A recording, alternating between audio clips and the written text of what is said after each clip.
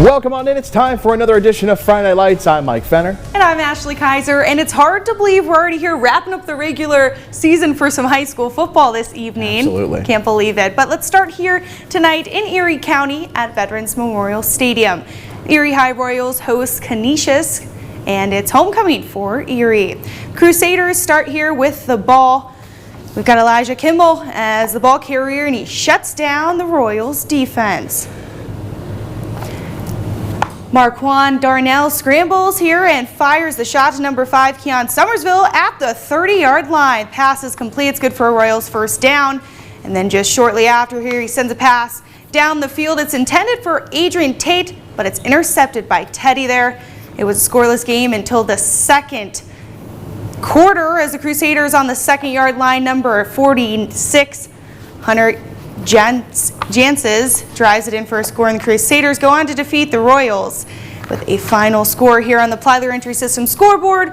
29-6 is your final score. Erie falling to Canisius there. More on the Plyler Entry System scoreboard. Cathedral Prep handing Farrell its first loss of the season. The Ramblers beating the Steelers 44-8, and it's actually McDowell falling tonight by a final of 34-31 against St. Francis, the Red Raiders out of New York. Now to Rogers Fields for Albion. In Albion as Fairview and Northwestern going head-to-head here. Fairview's Tyler Benford takes this opening kick and runs with it. He goes all the way down for a touchdown here up the sideline. Nobody can catch him, and they don't. This one's going to make it with the kick 7-0. Fairview starting strong with the lead. What a way to start. Yeah. And later in here, Fairview quarterback Vinny Camboli takes it up the middle just for a few yards in for a touchdown. It'll make it 14-0. Fairview pulling away now as we got Camboli becoming the third 1,000-yard passer in a season at Fairview, breaking the school record for single-season passing yards in the win. Fairview kicker Michael Jarnuso also sets the single-season record for the team. Fairview wins this one 43-6. Yeah, all-time leading score. Not a bad way to go there. How about to Carmen Benito Field in Waterford? Justin Blows in Fort LaBeouf hosting Sharpsville tonight. In the first, scoreless. Bison with the football, and they do it methodically. Ryan Welka picking up the first down, going down the left sideline, taken out of bounds. Later in the drive, Aiden Lessick with the spin move. It's a B button, right, if you're playing on Xbox? I'm kind of old, I don't know. Bison get closer to scoring position, and the Bison continue to move with it. It's Welka with another first down run here down the right sideline, finally taken down, and that'll lead to this. The keeper coming from Connor McChesney, the quarterback, and he will power his way into the end zone for the Fort LaBeouf touchdown. 7-0 Bison with the lead. Sharpsville going to answer back. It'll be Colin Summers with the keeper. Blue Devils tied up 7-7, but LaBeouf would not give up another point from there. They're going to get the win at home 43-7 over Sharpsville. Next over to Carterfield and Titusville for the Rockets hosting Corey. Rockets opening drive here is Jackson Covell to the outside, picking up big yardage for the first down. And we just got a few plays later. The Rockets calling Covelli again, and he gets 8 yards for the Rockets touchdown.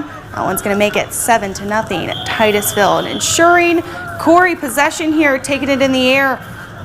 We've got Nolan Carey with the high strike, snagging out of the air by Ryan Smith.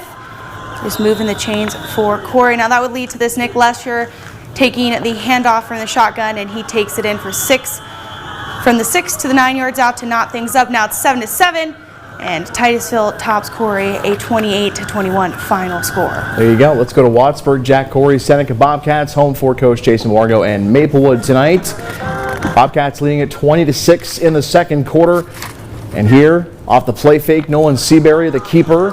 And he's going to take it down the right sideline, making defenders miss. Seabury keeping the balance, goes 42 yards to pay dirt. One of 2 rushing touchdowns for him on the night, 28-6 after a successful 2-point conversion. Next possession for the Tigers, Kyle Jordan back to pass. He'll be taken down and sacked. Big Joe Brennan with the takedown there. And Seneca with the football again. Here's Seabury, shows off the deep ball going up the middle, down the field. Caden Barber in stride for 6, 34-6 Seneca. Next Bobcats possession after Maplewood turnover. Seabury sticks one on Dominic Buscemi on the throw over the middle slant pattern. He had 6 catches for 115 yards and 2 scores. Seabury with 3 TD passes, 14 carries for 129 yards and a pair of rushing touchdowns. Seneca topping Maplewood by a final of 42-22. To Cannon Memorial Stadium, we've got Sagertown home against Iroquois. Now for the Braves starting us off here, we got McCann Pisarski with the long touchdown reception to get Iroquois on the board here. Great way to start things off. Now 21-18 Sagertown. And we've got for Sagertown on this next one as it's a pile in the middle of the field. And the Panthers score by way of Aaron Shart. 2-yard score. It's 28-18 Sagertown, and Sagertown goes on to beat Iroquois with the final score of 28-24. Let's go to Union City and Cambridge Springs. Devils on the road tonight, leading it 8-0. Start of the third quarter here. Brett Kania on the ground, big gainer. First down, right into your living room. Way to keep the shot there, guys. Devils later on in the drive at the 2. It's Kania again punching it in, this time for 6. No good on the PAT, but it's 14-0. Blue Devils extending their lead to the 4th. Same score, and for the Devils, it's Josh Gorton rumbling down to the 15. Hard run in there. Couple plays later, it'll be Kania with the sweep and the 4-yard touchdown, putting the Blue Devils in front by 3 scores. 20-0 at that point, and that's your final from Union City as the Blue Devils pick up the win on the road. More scores from around District 10.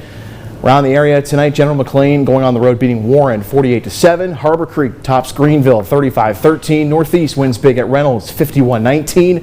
Eisenhower edges Girard 21-14. Franklin a win over Lakeview by a final of 21-17. Non-football here, but quickly in girls high school tennis, Cathedral Prep defeats Lancaster Country Day 3-1 to advance to Saturday's PIAA 2A Team State semifinals. Still to come on Friday Night Lights, the Otters are looking to make it back-to-back road wins to continue in their 3-game weekend. That next on Friday Night Lights. Stay with us.